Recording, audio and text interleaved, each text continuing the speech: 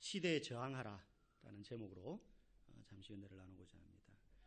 여러분, 요즘 세상이 얼마나 빠르게 변하는지 혹시 느끼고 있습니까?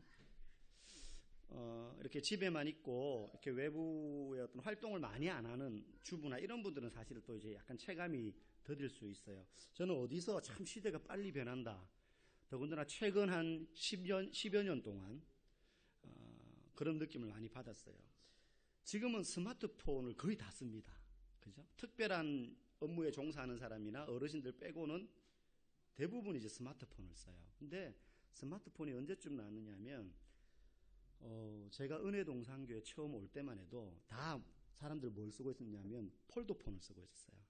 근데 저 혼자 뭘 썼냐면 PDA 폰을 쓰고 있었어요. PDA라고 아세요? 그러니까 전자노트 같은 거예요. 지금 스마트폰 크기예요. 근데 두께는 한 3배 돼요. 근데 그게 전화도 되고 필기도 되고 워드도 되고 인터넷도 돼요. 저는 그걸 쓰고 있었거든요. 나름 얼리 어댑터였습니다. 그래가지고 막 신기했어요. HP는 또 얇아요. 또 그건 전화는 안 돼요, 또. 그래서 뭐 이렇게 초기에 이제 포즈 X301이라고 있어요. 그거랑 블루투스 키보드랑 해가지고 저 막 학교에서 그걸로 워드 치고 이랬어요. 애들 우와 전부 막 노트북 이렇게 두꺼운 거 들고 다닐 때 저는 접으면 요만한 거 탁 들고 다녔었거든요.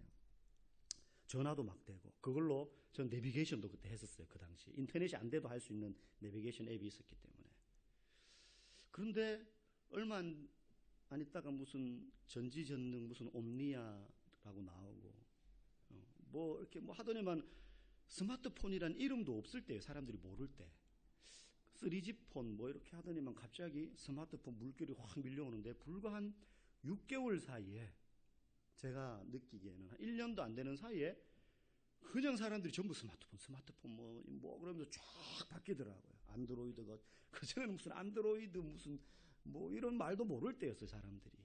제가 그 쓰던 HP나 포즈는 윈도우 뭐 운영 체제였거든요. 지금은 안 쓰는 사람이 없습니다. 어린애들부터 다 씁니다. 미취학 아동들도 터치해가지고 인터넷 할 줄 알고 카톡 보내고 막 문자 보내고 무슨 자기 보고 싶은 거 그런 거 보고 하더라고요. 얼마나 이 세대가 빠르게 변하는지 몰라요. 그런데 문제는 안 좋은 쪽으로 변해요.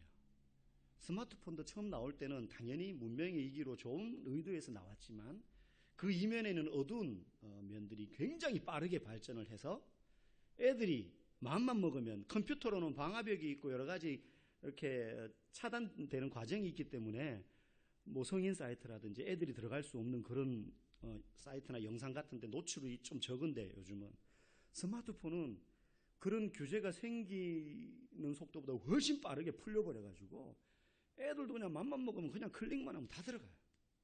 안 좋은 쪽으로 빠르게 발전합니다. 여러분, 아이들 욕설 문화 뭐 이건 하루 이틀 이야기가 아니죠.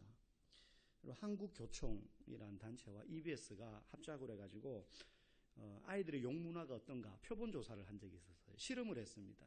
그래서 청소년 4명, 중학생 4명을 선정해가지고 남학생 둘, 여학생 둘 해가지고 이 아이들한테 너희들의 신체 활동 지수를 체크하는 기계야 그러면서 녹음기를 딱 해가지고 여기 꽂고 4시간 동안 그냥 이거 생각하지 말고 평상시대로 그냥 너네 친구 만나고 뭐 이렇게 행동해.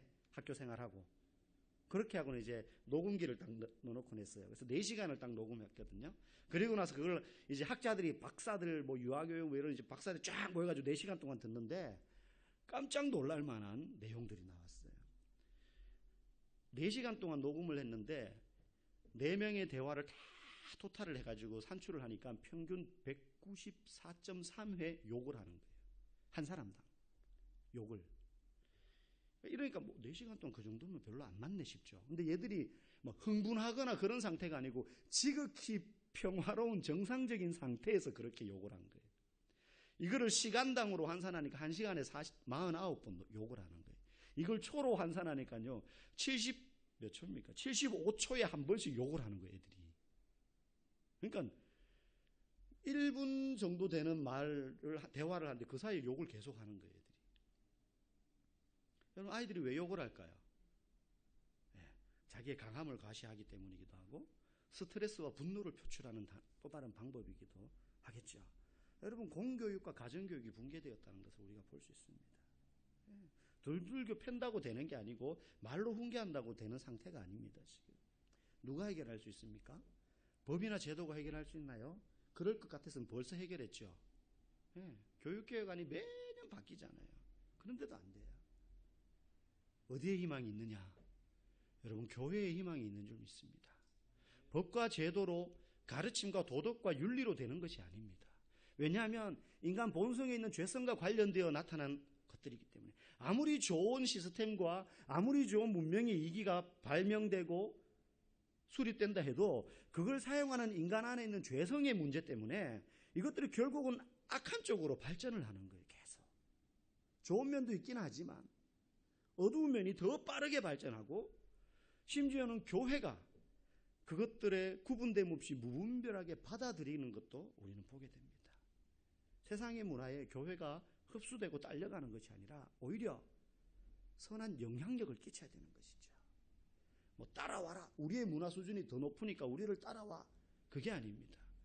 교회가 가지고 있는 기독교 문화, 하나님 나라의 문화를 가진 사람들이 그 세상의 악한 문화 가운데서 선한 영향력을 발휘해야 되는 것이죠. 그게 교회가 이 시대에 맡은 사명입니다. 우리는 지난주에 삼손이 어떤 과정에 의해서 잉태가 되었는지, 태어나게 되었는지를 예수님의 탄생과 비교해서 보았습니다. 그렇죠? 오늘 이제 삼손이 장성해서 사실 13장 끝부분이 보면 하나님의 영이 그를 이제 움직이기 시작하게 됩니다. 그러니까 사사로서 불림을 받는다는 표현이기도 하죠.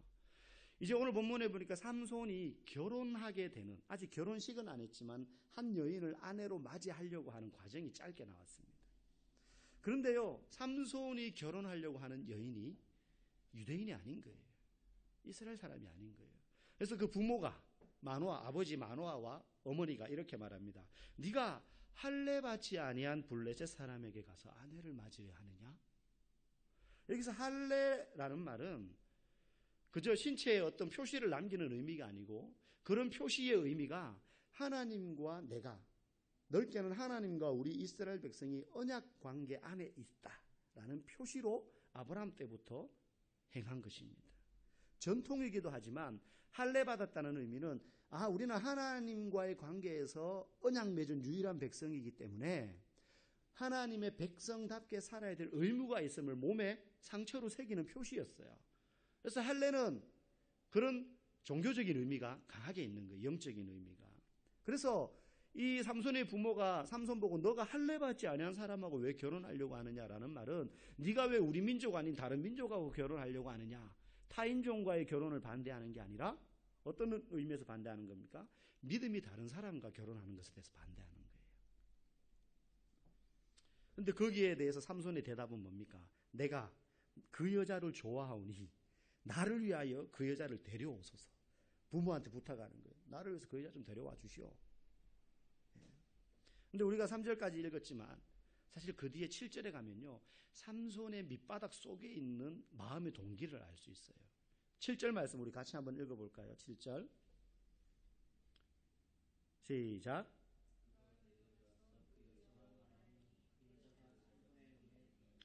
끝에 보니까 뭐라 그래요? 그 여자가 삼손의 눈에 들었더라. 요거를 그러니까 삼손이 말하는 식으로 풀어서 이야기하면 삼손이 이렇게 말하는 거예요. 그 여자가 내 눈에 맞습니다.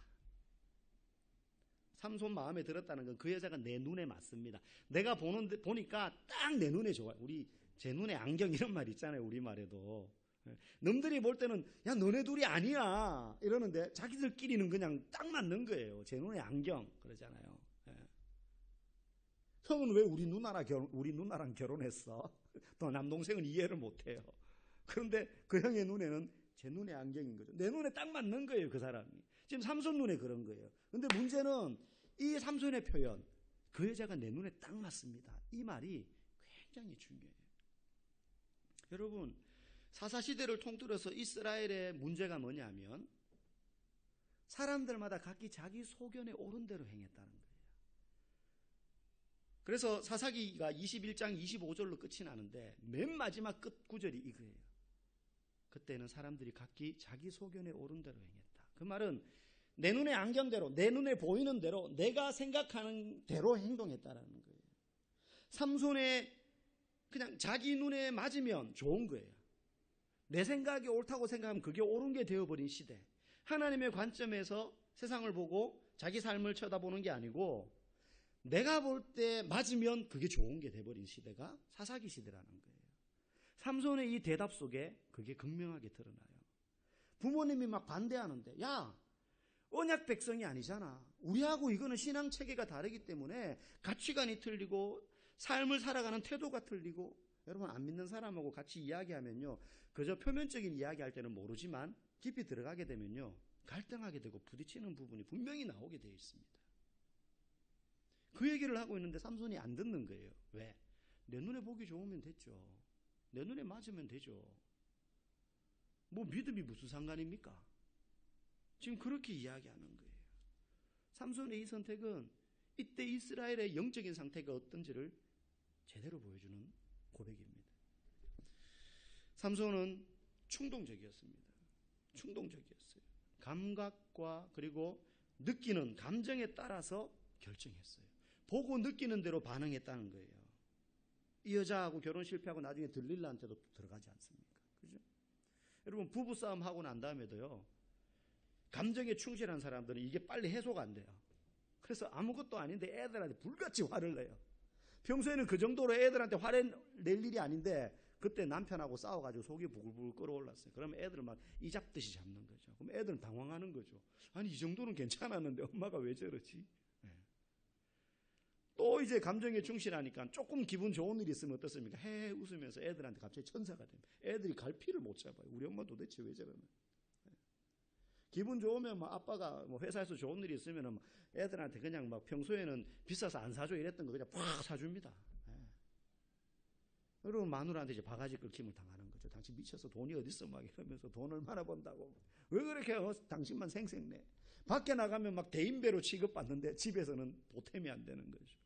삼손이 감각에 충실했어요. 예. 특히 성적으로 충실했어요. 뒤집어서 말하면 감각에 충실한 사람은 자기 자신을 통제하지 못한다는 거예요. 삼손은 성적으로 자기 자신을 통제하지 못했어요. 두 번째로 삼손은요, 가르침을 받으려 하지 않았습니다. 가르침을 받으려 하지 않았어요.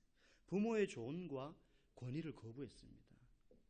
여러분, 과거에는 부모의 말에 말대꾸, 제가 어렸을 때만 해도 아버지가 뭐라고 이야기하면 말대꾸 한다라는 거는 생각하기도 힘들었어요.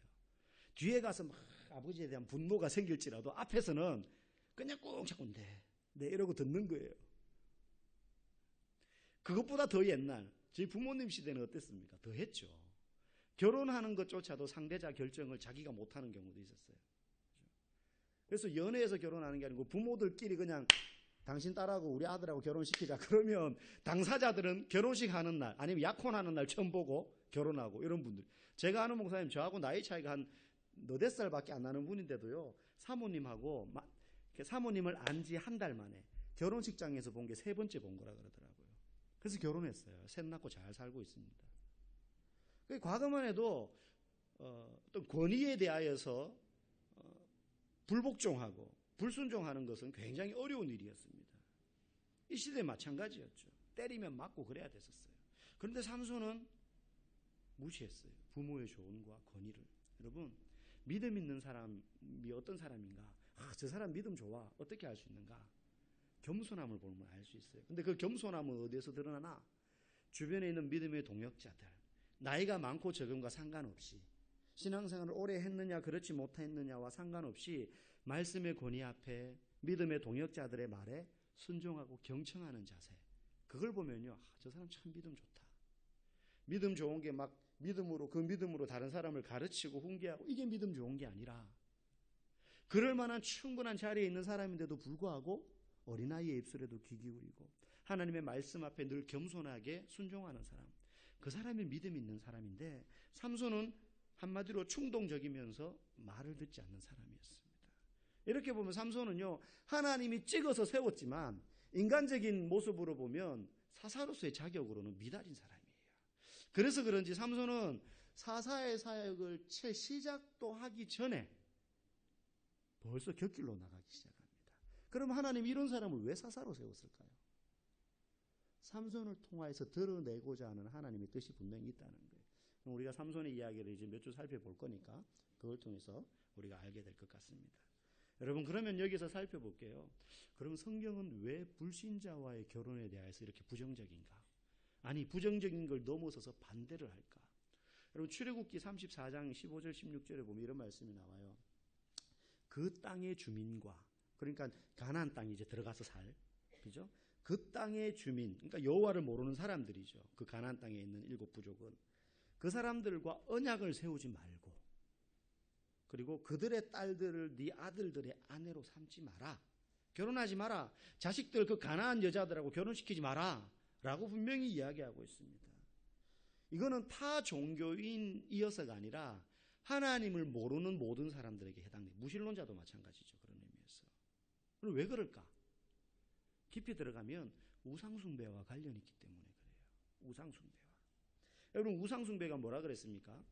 어떤 형상이 아니고 하나님 아닌 다른 신적인 존재를 섬기는 게 우상숭배가 아니고, 하나님이 이 땅 가운데에서 누리면서 살라고 준 수많은 좋은 것들이 많이 있습니다. 유형과 무형의 가치들, 그렇죠? 자식, 재능, 명예, 승진, 대학, 공부, 돈, 좋은 것들이에요.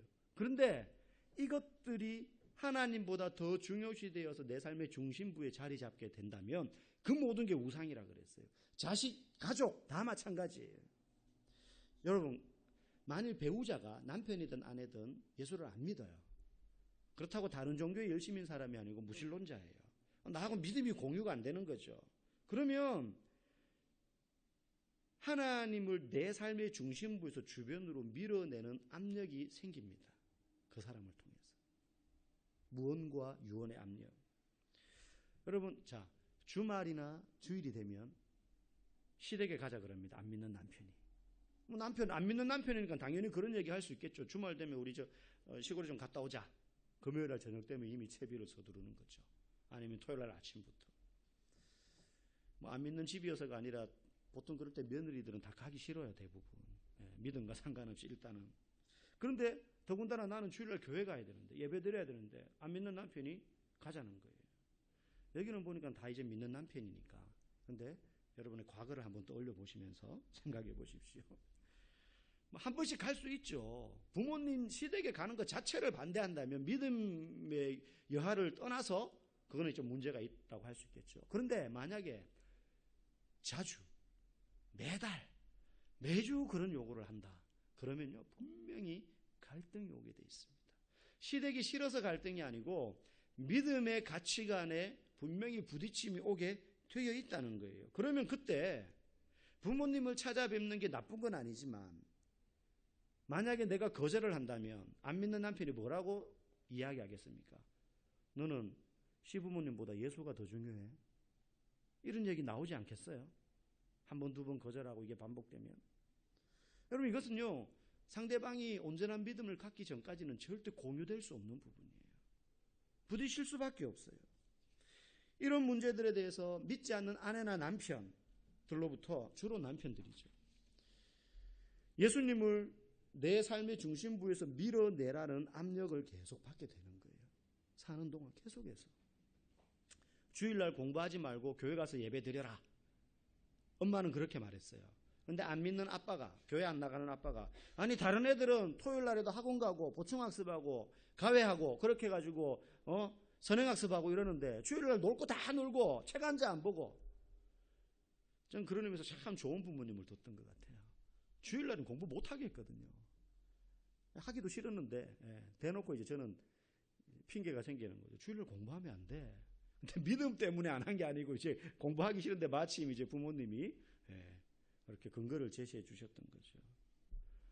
다른 애들은 다 그러는데 당신은 대학 가는 게 더 중요하지. 교회 가서 예배 드리는 게 더 중요해. 뭐 이렇게 말한다는 거예요. 그러면 거기서 오는 부딪힘과 갈등이 얼마나 믿음의 제외 요소가 되는지 모릅니다. 이게 이해시키고 설득시킨다고 될 수 있는 문제가 아니에요. 믿음의 문제이기 때문에 그렇습니다. 그래서 성경은요, 그리스도인들에게 알면서 불신자와 결혼하지 말라고 이야기하는 겁니다. 하지만 이미 결혼했다면 이혼해야 되는가? 이혼하지 말고 그 부부 사이를 적극적으로 좋게 하라고 주장하는데, 그때 그 책임은 누구에게 있느냐? 이 고린도서 7장에 보면 나오는 내용이거든요. 믿는 자에게 있다는 거예요. 왜? 먼저 된 자. 구원의 진리, 영생의 진리에 대해서 아는 사람이 모르는 사람에게 대해서 책임져 주는 자리에 있게 된다는 것입니다. 여러분, 불신자의 가치관은 믿는 자와 다를 수밖에 없습니다. 그걸 용납하면서 이겨내야 되는 게 얼마나 힘든지 몰라요. 그래서 충돌할 수밖에 없는 거예요. 그래서 성경은 불신자와의 결혼을 반대하는 거예요. 반대하는 거예요. 그게 뭐 죄고 악하고 이래서 반대하는 게 아니라 그 길이 너무너무 힘든 길이에요. 너무너무 힘든 길. 그리고 그 책임을 감당해야 되기 때문에. 물론 제가 열심히 잘해가지고 전도하면 되죠. 그렇죠. 그렇게 되면 제일 좋아요. 근데 그 기간이 너무너무 힘들다는 거예요. 너무너무 힘들다는 거예요. 제가 아는 어떤 목사님이요. 15년 지기 친구가 있는데 예수를 안 믿어요. 몇 번 전도를 하려고 했는데 튕겨나가는 거예요. 그런데 친구로서는 좋아해요. 그래서 보통 목사가 되면 학창시절 뭐 예수 안 믿던 친구들은 거의 떨어져 나갑니다. 사실은 학교 다닐 때. 안 믿으니까 목사가 됐으니까 그 사람들 만날 일이 별로 없는 거예요. 동창회 나가도 어울릴 수가 없죠. 그런데 이 친구는 계속해서 한 달에 한 번씩 주말 되면 오는 거예요. 이 목사님을 만나러. 다른 사람들은 목사라고 어려워하는데 나는 너 친구로서 만나는 거다 이러면서 오는 거예요. 와가지고 뭐 하느냐면 시골교회 목회를 하니까 토요일 날 오는 거야. 아예 토요일 날. 자기 자식들 데리고. 그래가지고 교회 뒤에 있는 우리 처비를 텃밭 막 자기가 일궈주고요. 뭐 막 감자 이런 거 심어주고요. 교회도 청소해줘요. 그럼 주일날 예배 드리느냐? 예배 안 드려요. 예배 안 드리고 교회 밖에 있다가 예배 다 마칠 때 되면 들어와가지고 또 뭐 이렇게 교회 둘러보고 휴지 줍고 이런. 친구로 너무 좋아요. 근데 목사님은 답답한 거죠. 그런 거 필요 없고 와서 같이 예배 드리면 좋겠다. 이런 마음인데 이게 한두 번 말해서 이제 알아요. 이제 그 친구도. 근데 이제 안 먹히니까 더 이상 말은 못하고 혼자 속으로만 끙끙거리면서 기도하는 거죠. 기도하는 거예요. 그러기를요 수년이 지났어요. 수년 동안 이 친구는 와가지고 왜 친구로서 할 도리나 하는 거죠. 그런데 담배도 피고 술도 마시고 다 해요. 호프집 자기 친구 목사님 데려가가지고 치킨 사가지고 친구 목사님은 닭 뜯어먹고 이 친구는 이제 맥주 계속 마시고 뭐 이러면서 그냥 지냈었어요. 그런데 어느 날 이 친구가 그날도 이 목사님 교회에 왔어요. 주일날 예배 다 마치고 물론 예배는 안 드렸죠. 그리고는 이제 성도들 다 갔는데 다 앉아가지고 텐마루에 앉아 시골교회니까 텐마루가 있어요. 이런 얘기 저런 얘기 하다가 잠깐 내가 자네 줄 거 있는데 그러면서 이제 삑삑 열고 놓은 차키를 놔두고 트렁크에 가서 뭘 주섬주섬 뒤지는데 보니까 차키 열쇠고리에 십자가가 딱 달려있는 거예요. 처음 본 거예요, 이 목사님이. 그래서 이 목사님 마음속에 어떤 마음이 생기느냐면 하나님 감사합니다. 그동안 이 친구에게 내가 복음을 수도 없이 전했고 이 친구가 예수 믿기를 그렇게 기도했는데 진짜 씨알도 안 먹혀요. 친구로서 도리는 다 하지만 전혀 예배드릴 생각도 안 하고 뭐 교회는 못 하고 술 담배 그대로 다 하고 막 이랬는데 이 친구 열쇠고리에 십자가가 딱 걸려 있는 거예요. 그래서 너 어떻게 된 거야? 이런 거 묻고 싶었대요. 그런데요 안 묻고 속으로 하나님 감사합니다. 드디어 이 친구가 요만큼 마음의 문이 열렸군요. 내가 하는 게 아니고 하나님이 하시는군요. 그러면서 속으로 이제 그 친구가 가고 난 다음에 회심의 미소를 지으면서 포기하지 않고 기도하겠습니다. 그러면서 이 친구를 위해서 계속해서 기도했고 지금도 기도하고 있어요. 이 목사님. 근데 이제 소망이 생기는 거죠. 이 친구를 보면서. 하나님, 지금은 열쇠고리로 십자가를 가졌지만 이 친구의 마음 가운데 생명의 십자가가 새겨지게 해주십시오. 그러면서 기도하고 있다는 간증을 들었습니다. 여러분 포기하지 마십시오. 주변에 안 믿는 형제들, 부모님 있을 때 포기하지 마십시오. 우리가 져야 될 책임입니다. 끝으로 이 삼손의 모습을 통해서 우리가 알 수 있는 한 가지가 이스라엘 백성이 하지 않은 것 한 가지가 있다는 거예요. 그게 이스라엘이 이렇게 죄악을 범할 수밖에 없는 이유가 되었어요. 삼손이 블레셋 여인을 만나는데 어디서 만나느냐 하면 딥나에서 이 여인을 보고 만납니다. 딥나에 있는 이 여인을 보고 반해가지고 아내로 맞이하려고 해요. 딥나는 어디냐면 이스라엘 지도를 이렇게 남북으로 길게 그리면 이렇게 돼 있거든요. 거의 내륙 지방 중간에 있어요. 그러니까 이스라엘 영토 한가운데 있는 지역이에요. 자, 블레셋 사람인 여자가 이스라엘 영토 한가운데에 아무런 거리낌 없이 돌아다니고 있는 시대예요. 환경이. 분명히 블레셋의 지배를 받고 있습니다. 지금 이스라엘은. 사사시대예요. 그래서 삼손이 사사로 세워지는 거예요. 그런데 블레셋 사람이 이스라엘 영토 한중간에 아무런 불편함 없이 정착하고 살고 있는데도 불구하고 이스라엘 백성들은 블레셋의 지배를 받는 것 같은데 전혀 신음하지 않아요. 삼손의 등장 시간에 나오는 초반부 통틀어서 삼손 이야기에서 이스라엘 민족이 블레셋의 지배를 받기 때문에 괴롭고 힘들어서 하나님 앞에 살려주세요 했다라는 기록이 없어요. 앞에 모든 사사들은 어떻게 등장합니까? 하나님의 징계로 타민족에게 이방인에게 지배받는 게 너무 괴롭고 힘드니까 하나님 살려주세요 해서 사사가 등장했어요. 근데 삼손이 등장할 땐 그런 내용이 전혀 없어요. 무슨 말이에요? 이스라엘 백성들이 블레셋의 지배를 받는데 아무런 저항이 없었다는 거예요. 그냥 그게 너무 익숙한 거예요. 익숙한 거예요. 저항 없이 블레셋의 지배에 순응하면서 살았다는 겁니다. 이전의 지배자들은 정치적으로, 경제적으로, 군사적으로 이스라엘을 막 지배했어요. 이방 민족이. 그러니까 사사를 통해서 극렬하게 저항을 했습니다. 막 무력 투쟁을 했습니다. 사사들이 군사를 이끌고 전쟁을 했습니다. 근데 여러분 삼손의 스토리에서 삼손이 전쟁했다는 이야기 있습니까? 군사를 이끌고 블레셋과 싸웠다는 이야기 있습니까? 없어요. 없어요. 아무도 삼손과 함께 블레셋과 싸우지 않았고 삼손도 그렇게 하지 않았습니다. 자기 혼자 싸웠죠. 삼손 시대는요, 익숙하게 블레셋 지배 아래 놓여있던 시대였어요. 왜 그러냐? 문화적으로 지배당했기 때문에 그렇습니다. 문화적으로 지배당했기 때문에. 여러분, 문화적으로 지배당하면 지배당한다라는 것조차 의식하지 못해요. 여러분, 일제시대 때 우리도 36년 동안 지배당했잖아요. 일본이 한 게 뭡니까? 법과 제도뿐만 아니라 우리의 문화를 말살하려고 그랬잖아요. 그런데 지배당했던 기간보다 훨씬 많은 거의 두 배의 시간이 그 이후에 해방돼서 흘렀는데도 아직도 우리 사이에 의식하지 못하고 쓰는 일제시대의 잔재들이 굉장히 많아요. 특히 언어에서.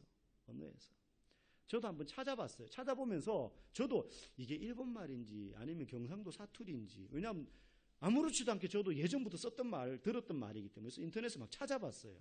우리말 속에 남아있는 일제의 잔재들. 아무렇지도 않게 지금도 써요. 저도 쓰고. 왁구. 왁구 좋아. 이런 말 하잖아요. 이거 보면서. TV에도 막 그런 말 막 하거든요. 이게 일본말로 왁구.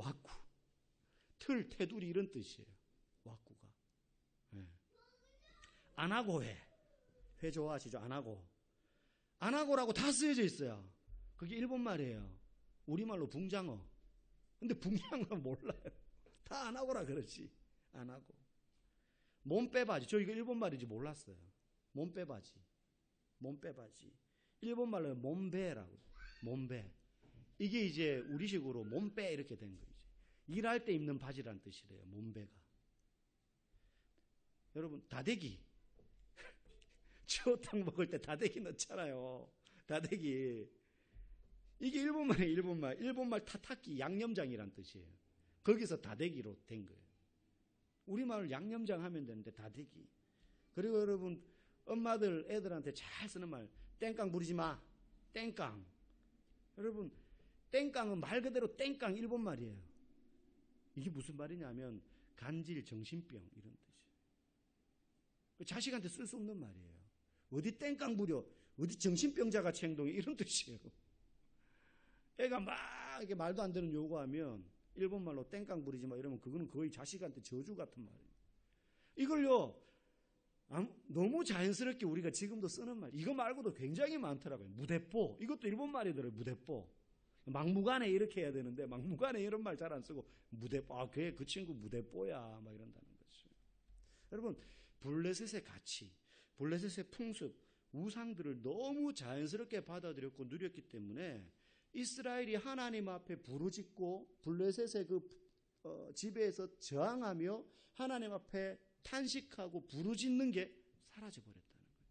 이스라엘의 문제가 무엇이었느냐? 그걸 하지 않았다는 거예요. 여러분 성도에게 있어서 성도의 문화는 너무 중요합니다. 그래서 제가 앞에 문화에 대한 이야기를 했지만요. 그것은 교회 안에서만 이루어져서는 안 돼요. 강단에서 이렇게 해야 됩니다라고 말하면요, 그 순간에 끝나버리면 안 돼요. 가정에서, 직장에서, 매일의 삶 속에서 그게 나타나야 돼요. 큐티 열심히 하고 있습니까? 가정예배 드리고 있습니까? 성경 열심히 읽고 있습니까? 열심히 삶의 현장에서 섬기려고 하고 있습니까? 이런 기독교의 성경의 문화들이요, 우리 안에서 계속해서 드러나야 됩니다. 만약에 교회 다니는데도 술자리도 함께하고 때로는 음주 가무에 적극적으로 동참하는데도 내 안에 아무런 거리낌이 없다면 그 사람은 성도의 문화는 온데간데 없고 이미 세상의 문화에 열심히 따라가고 있는 거예요. 열심히 따라가고 있는 거예요. 여러분, 서양의 기독교 사회가 왜 무너졌느냐?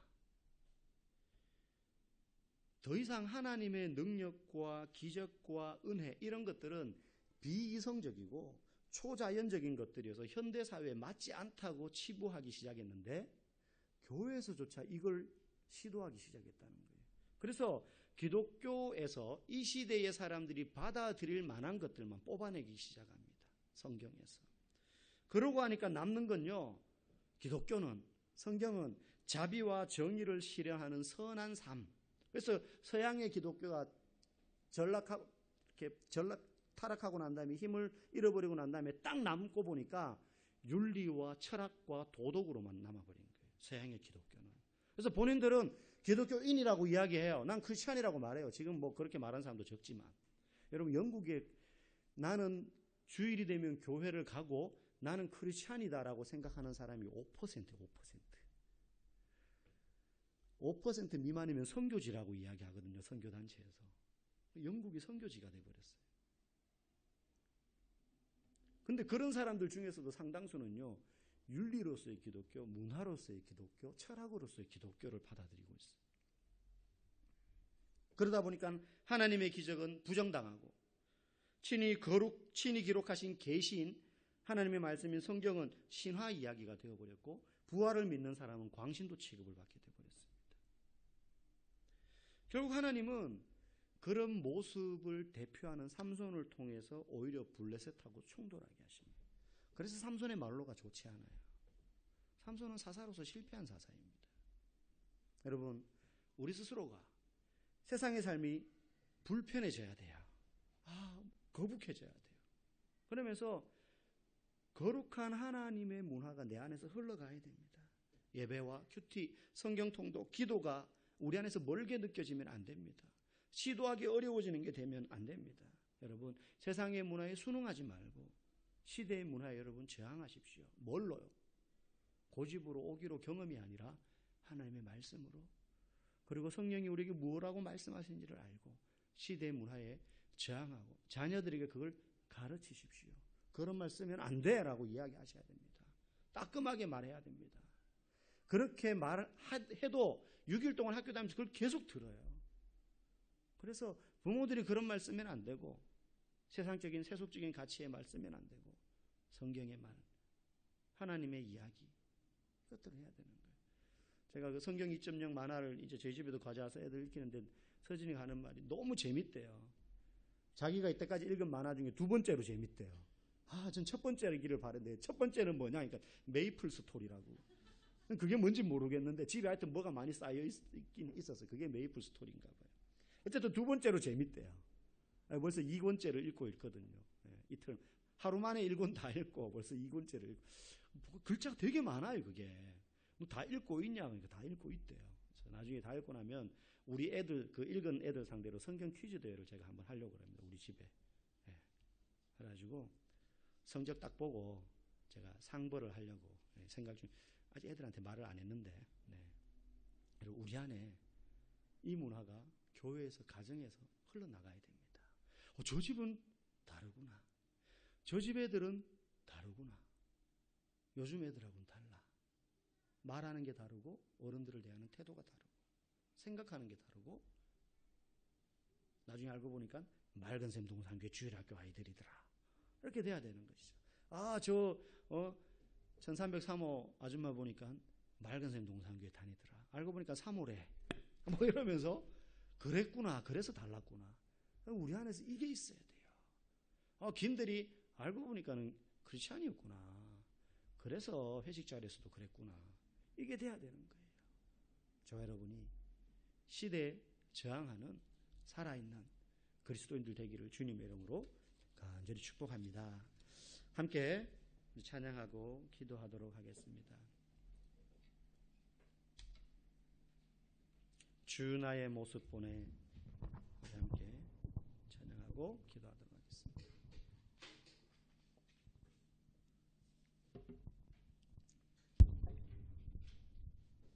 아멘. 시대에 저항하라.